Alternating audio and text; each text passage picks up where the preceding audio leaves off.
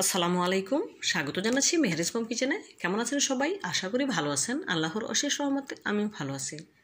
বন্ধুরা, ফিরে এলাম নতুন আরও একটি রেসিপি নিয়ে। আজ আপনাদের তৈরি করে দেখাবো পাকা কাঁঠালের কাঁচাগোল্লা রেসিপি। আশা করি রেসিপিটা আপনাদের ভালো লাগবে। তো বন্ধুরা, স্কিপ না করে পুরো ভিডিও জুড়ে সাথে থাকার অনুরোধ রইল। চলুন মূল রেসিপিতে যাওয়া যাক। কাঁচাগোল্লা তৈরি করার জন্য এখানে কিছু পাকা কাঁঠালের রসের কোষ নিয়েছি। এখন বিচিগুলো বের করে নেব। দেখুন, ভেতর থেকে সবগুলো বিচি বের করে নিয়েছি। এখন ব্লেন্ডারে জারে ব্লেন্ড করে নেব। এদিকে আমি পানি জড়ানো 1 কাপ ছানা নিয়েছি।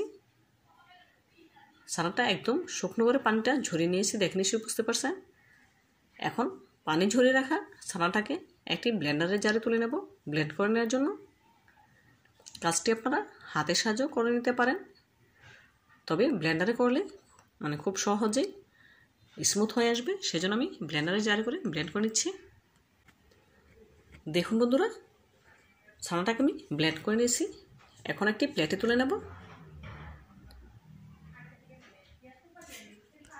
ব্লেন্ড করে রাখা ছানাটা এখন একটি প্লেটে তুলে নিচ্ছি। দেখুন ছানাটা কতটা স্মুথ হয়েছে।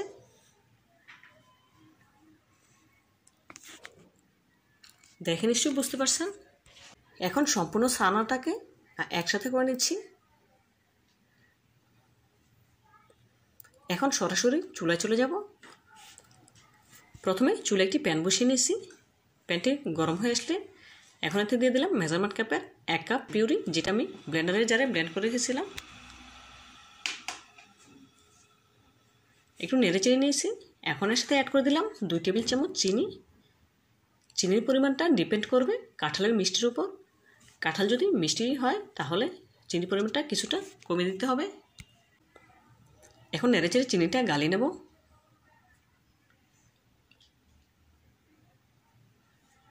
চিনিটা যখন পুরোপুরি গলে যাবে, এই পর্যায়ে এর সাথে অ্যাড করে দেব ব্লেন্ড করে রাখা আর দুধের ছানাটা। এখন স্প্যাচুলার সাহায্যে মিশিয়ে নিচ্ছি। তো বন্ধুরা, আপনাদের কাছে ছোট্ট একটি রিকোয়েস্ট রইল, যারা এ পর্যন্ত আমার ভিডিওতে আসেন এখনও একটি লাইক দেননি, প্লিজ একটি লাইক দিয়ে দেবেন। আর যারা আমার চ্যানেলে নতুন ভিজিট করেছেন, চাইলে চ্যানেলটি সাবস্ক্রাইব করে পাশে থাকা অল নোটিফিকেশনে ক্লিক করে দিতে পারেন, এরকম আরও নিত্য নতুন রেসিপি পাওয়ার জন্য। অলরেডি যারা সাবস্ক্রাইব করে নিয়েছেন আপনাদেরকে জানি অসংখ্য অসংখ্য ধন্যবাদ। দেখুন বন্ধুরা, কাঁঠালের পিউরির সাথে কিন্তু ছানাটা খুব ভালোভাবে মিশিয়ে নিয়েছি। এখন অনবরত নেড়ে চেড়ে রাখতে হবে যতক্ষণ না পর্যন্ত প্যানের গা ছেড়ে আসছে। নাড়া বন্ধ করা যাবে না, এতে করে প্যানের তলায় জমাট বেঁধে যেতে পারে। বন্ধুরা, কাঁঠালের কাঁচাগোল্লা তৈরি করা একদম সহজ, খেতে কিন্তু খুবই সুস্বাদু। আপনারা এই কাঁঠালের সিজনে এভাবে ট্রাই করে দেখতে পারেন, খেতে খুবই ভালো লাগে। দেখুন মিশ্রণটাই অনেকটা ঘন হয়ে এসেছে, দেখে নিশ্চয়ই বুঝতে পারছেন। কালারটাও অনেক চেঞ্জ হয়ে এসেছে।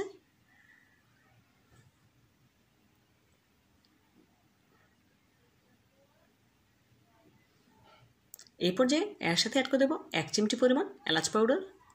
এলাচ পাউডার দেওয়ার কারণে খুব সুন্দর একটি ফ্লেভার আসবে। এখন নেড়েচেড়ে মিশিয়ে নিচ্ছি। দেখুন বন্ধুরা, মিশ্রণটা কিন্তু অনেক ঘন হয়ে এসেছে, প্যানে গা ছেড়ে আসছে, দেখে নিশ্চয়ই বুঝতে পারছেন।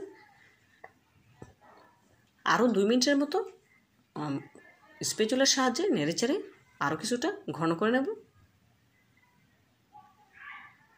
চুলার আঁচ কিন্তু শুরু থেকে শেষ পর্যন্ত মিডিয়াম টু লো হিটে রেখেছি। এই পর্যায়ে মিশ্রণটি আমার কাঁচাগোল্লা তৈরির জন্য পারফেক্ট হয়েছে। এখন চুলাটি বন্ধ করে দিয়ে চুলা থেকে নামিয়ে নেব।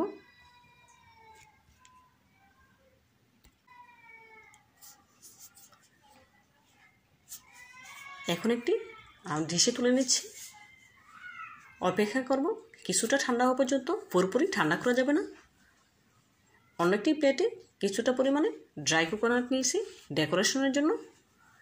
দেখুন, একটি চামচের সাহায্যে সম্পূর্ণ মিশ্রণকে কয়েকটি ভাগে ভাগ করে নিচ্ছি।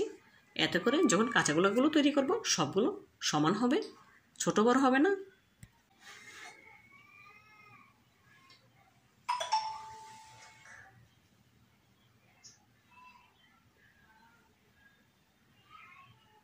দেখুন বন্ধুরা, সম্পূর্ণ মিশ্রণকে কয়েকটি ভাগে ভাগ করে নিয়েছি।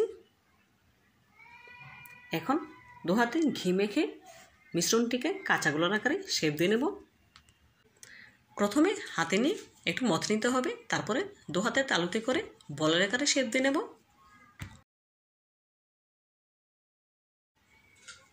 দেখুন মাশাআল্লাহ একটি বল তৈরি করে নিয়েছি, কতটা সুন্দর হয়েছে, একটু ফেটে যায়নি, দেখে নিশ্চয়ই বুঝতে পারছেন। এখন ড্রাই কোকোনাটে কোট করে নেব, এতে করে কাঁচা গোলাটি দেখতে খুবই সুন্দর লাগবে। দেখুন কোট করে নিয়েছি, এখন একটি সার্ভিং প্লেটে সার্ভ করে নেব। এভাবে করে আরও একটি কাঁচা গোলা তৈরি করে দেখাচ্ছি আপনাদের।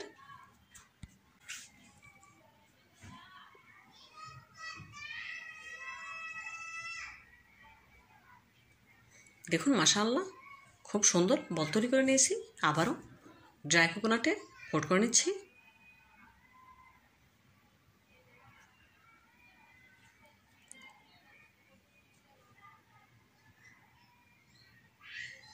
দেখুন মাশাআল্লাহ দেখতে কতটা সুন্দর লাগছে।